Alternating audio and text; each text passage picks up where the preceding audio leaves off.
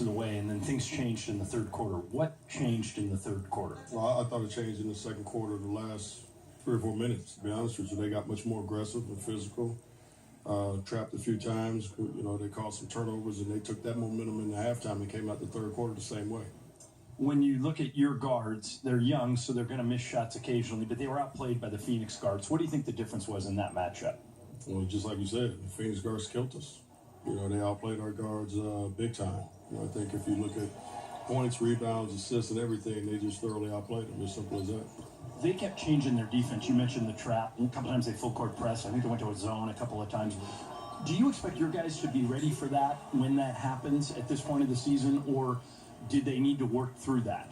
Well, I expect them to be ready for it. It's things that we've worked on in practice. Just like I had to call a timeout and go over our zone offense again, which is ridiculous to me. And we still wasn't executing that. So I don't know if we got flustered or lack of focus or whatever the case may be, but we didn't execute it at all. Especially in the third quarter. Did you like anybody individually's performance on the Lakers tonight, or this one of these nights where just none of our guys fired? I gotta look at the tape. Right now, standing here, talking to you, I didn't like pretty much nobody played well. I thought.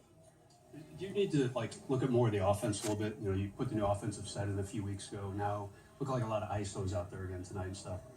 Again, our guys, when they get flustered, and again, it goes back, I guess, to being very young. If it's not going well, they try to revert back to old ways, and they just got to fight that feeling. You got to stick with just being a team and trying to run through it.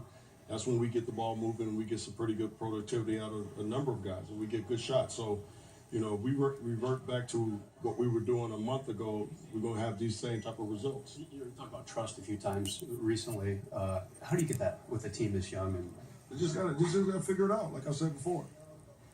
It's nothing that I can install, to make them trust each other. They got to figure it out.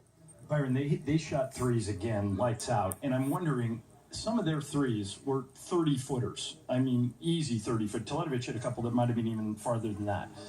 When that's happening, do you want your guys going out there, or are those shots that, as a coach, you kind of want them to take? Well, with Teletovic, like you said, he hit two up, and that was beyond the three. But the one thing we said to our guys is he's got that type of range, so you got to make him put the ball on the floor. So you want your guys out there and run him off the line, even if he's 35 feet out there. Forwards that are mobile enough and athletic enough to be able to guard him from out there. Could we play a few more minutes than you expected to play?